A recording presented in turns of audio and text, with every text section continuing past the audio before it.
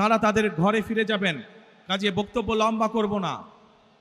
প্রিয় ভাই বোনেরা, এই সেই চট্টগ্রাম, যেই চট্টগ্রামে মুক্তিযুদ্ধের সময় বলি, গণতন্ত্রের অধিকার আন্দোলনের সময় বলি, 2024-এর আন্দোলনের সময়ের কথাই বলি না কেন, ওয়াসিম আকরাম সহ আরও যে সকল মানুষ এখানে শহীদ হয়েছেন তাদের কথা বলি।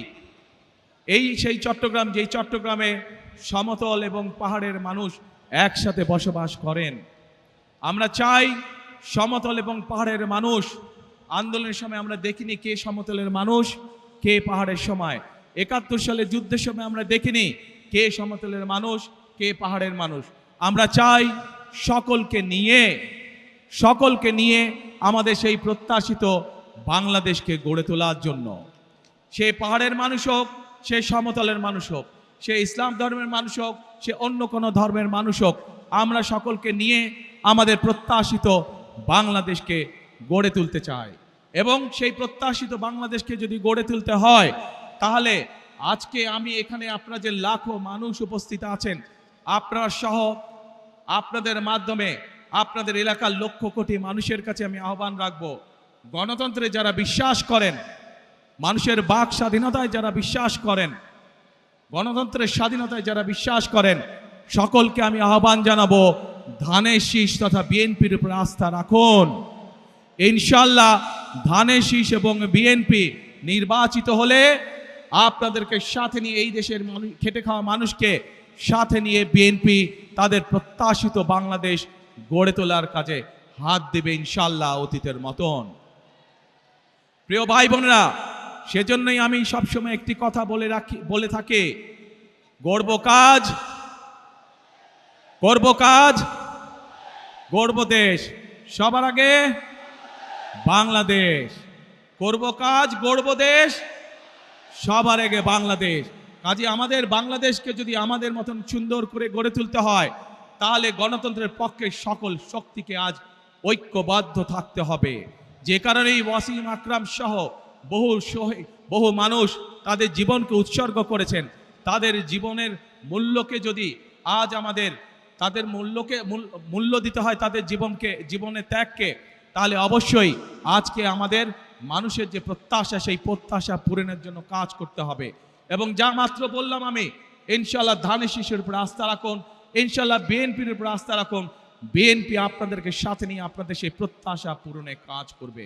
প্রিয় ভাই বোনেরা, বিগত 15 বছর যেভাবে আপনাদের রাজনৈতিক এবং অর্থনৈতিক অধিকার ছিনিয়ে নেওয়া হয়েছিল, সেরকম একটি ষড়যন্ত্র আবারও শুরু হয়েছে। আপনাদের প্রতি আমার আহ্বান, এই ষড়যন্ত্র সম্পর্কে সকালে সজাগ থাকবেন, সতর্ক থাকবেন, যাতে আবার আপনাদের অধিকার কেউ ছিনিয়ে নিতে না পারে। আপনাদের ভোটের অধিকার, আপনাদের কথা বলার অধিকার, আপনাদের বেঁচে থাকার অধিকার যাতে আবার কেউ ছিনিয়ে নিতে না পারে। 12 তারিখে নির্বাচন, ইনশাআল্লাহ এই নির্বাচনের দিন আপনাদের কাছে আমার প্রত্যাশা, কখন যাবেন ভোট দিতে? না, এবার ফজরে গেলে হবে না, এবার তাহাজ্জুদের নামাজ পড়ার জন্য উঠতে হবে। তাহাজ্জুদের নামাজ পড়বেন এবং ভোট কেন্দ্রের সামনে গিয়ে, যার যে ভোট কেন্দ্রের সামনে গিয়ে ফজরের নামাজ জামাত করে আদায় করবেন এবং তারপরে লাইন দিয়ে ভোটের জন্য দাঁড়িয়ে যাবেন যখনই ভোট কেন্দ্র খুলবে। পারবেন ইনশাআল্লাহ? তাহলে কথা একটাই, করব কাজ, গড়ব দেশ, সবার আগে বাংলাদেশ। আমি আপনাদের সাথে, আপনারা এই মানুষগুলোকে চেনেন, তারপরেও যে মানুষগুলো আগামী দিনে এই এলাকার মানুষের উন্নয়নের রাজনীতির সূচনা করবে, সেই মানুষগুলোর সাথে আপনাদেরকে আমি পরিচয় করিয়ে দিচ্ছি। যেহেতু এখানে চট্টগ্রাম জেলার সকল প্রার্থী উপস্থিত আছেন, কক্সবাজার জেলার সকল প্রার্থী আমার পাশে দাঁড়িয়েছেন। আপনাদের এলাকার উন্নয়নের দায়িত্ব এই মানুষগুলোর উপরে থাকবে, যাতে আপনাদের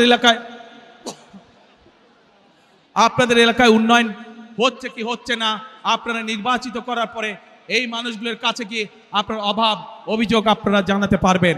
এদেরকে যদি নির্বাচিত করেন আপনারা, তাহলে এরা আপনাদের কাছে জবাবদিহি করতে দায়বদ্ধ থাকবে।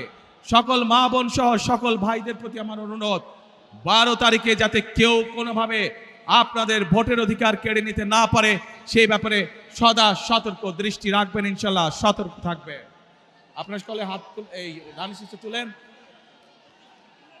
প্রিয় ভাই বোনেরা, এই আমার হাতের ডান এবং বাম পাশে যেই মানুষগুলো দাঁড়িয়ে আছে, এরা হচ্ছে ধানের শীষের প্রতিনিধি।